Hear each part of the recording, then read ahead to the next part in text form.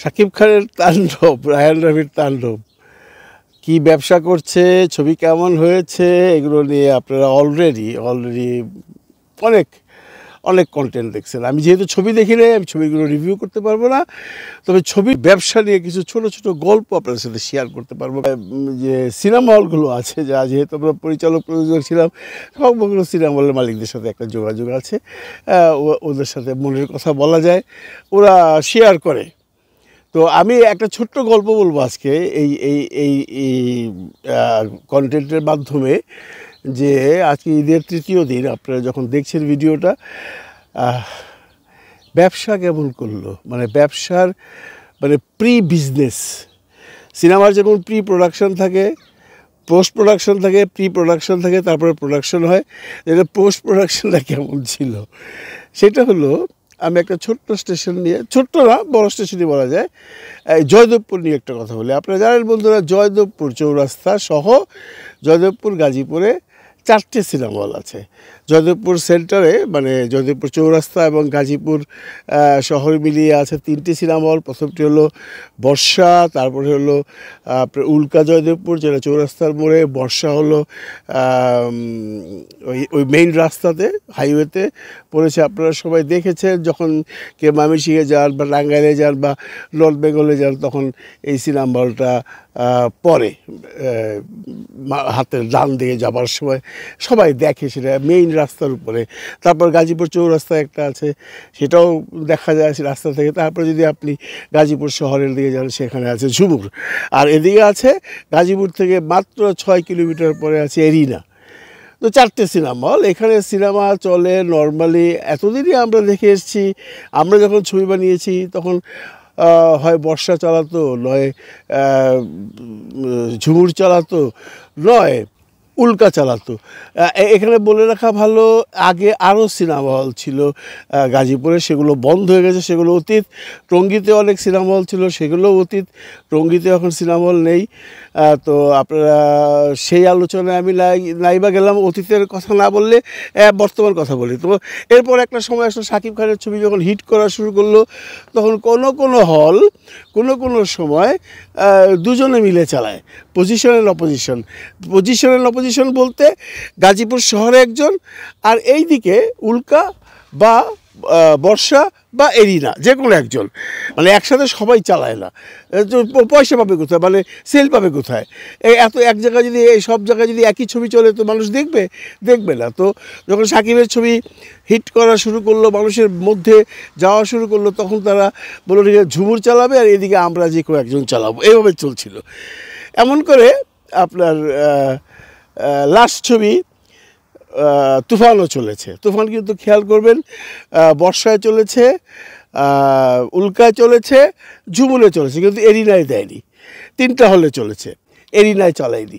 কিন্তু এইবার তাণ্ডব সিনেমাটা বর্ষা, উল্কা, ঝুমুর 3 হল তো চলছেই, এরিনাতেও চলছে। এটা একটা রেকর্ড। আগে কোনো ছবি একসাথে এই 4টি স্টেশনে পূর্বে কখনো চলেনি, কোনো রেকর্ড নেই, আমি দায়িত্ব নিয়ে বলছি। আচ্ছা, তারপরে দেখেন, আসেন বগুড়ায় যাই। বগুড়া শহরে সোনিয়া নামে একটা সিনেমা হল আছে। খুব একটা বড়ো সিনেমা হল নয়, যেহেতু এটা সিনেপ্লেক্স নয়। হল বড়, কিন্তু খুব একটা পপুলার সিনেমা হল নয়। যেহেতু বগুড়ার মধুবন সিনেপ্লেক্স, এসি আছে, একটা সুন্দর এনভায়রনমেন্ট আছে, সব মানুষই মধুবনে সিনেমা দেখতে পছন্দ করে। এবং মধুবন যে রেন্টালি হোক, যেভাবেই হোক, মধুবন বড় ছবিগুলো চালাবার চেষ্টা করে, এবং চালাচ্ছেও। শাকিবের সব ছবি সে চালাচ্ছে। এবং এর সাথে মমইন নামে ছোট্ট একটা সিনেপ্লেক্স আছে, এরাও চালায়। তো বগুড়া, মধুবন এবং মমইন এরকম তাণ্ডব চালিয়েছে, প্রিয়তমা চালিয়েছে, তুফান চালিয়েছে।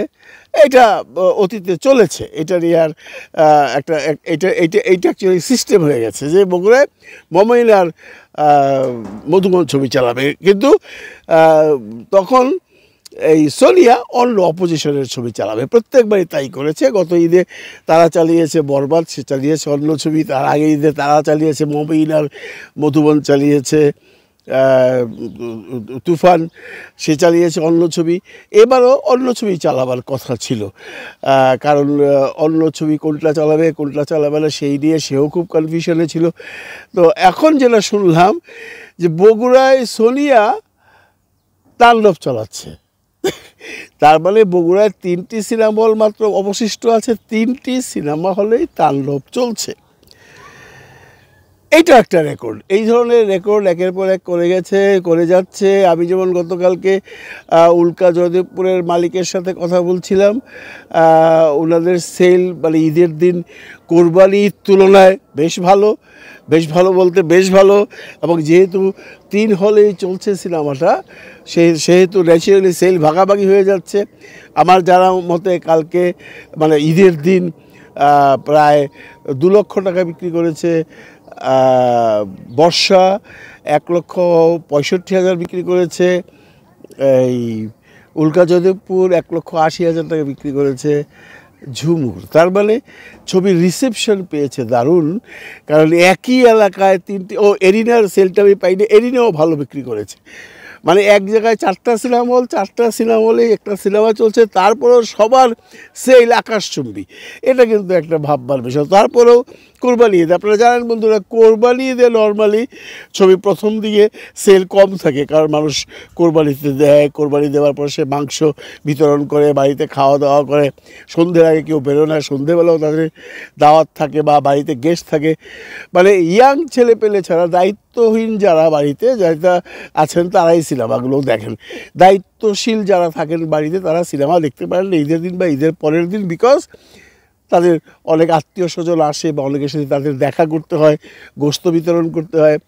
সেই হিসাবে আপনি যদি বলেন তাহলে যে সেলটা কালকে দিয়েছে তাণ্ডবে, মানে ঈদের দিন যে সেলটা দিয়েছে, এটাও একটা রেকর্ড।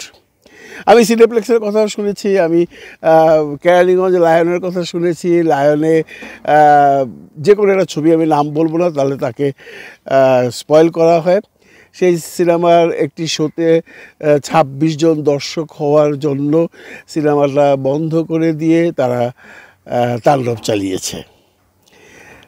আর সিনেপ্লেক্সে আপনারা তো অলরেডি শুনেছেন, যেটা আমিও এই ভার্চুয়াল মিডিয়াতে শুনেছি, যে 35টা না 28টা দিয়ে শুরু করেছিল, তারপর 45 শো করেছে এবং আশা করা যায় এটা ধীরে ধীরে বাড়বে। ঈদের ছবি অন্যগুলো কোনটা কেমন যাচ্ছে সেই ব্যাপারেও কথা বলবো।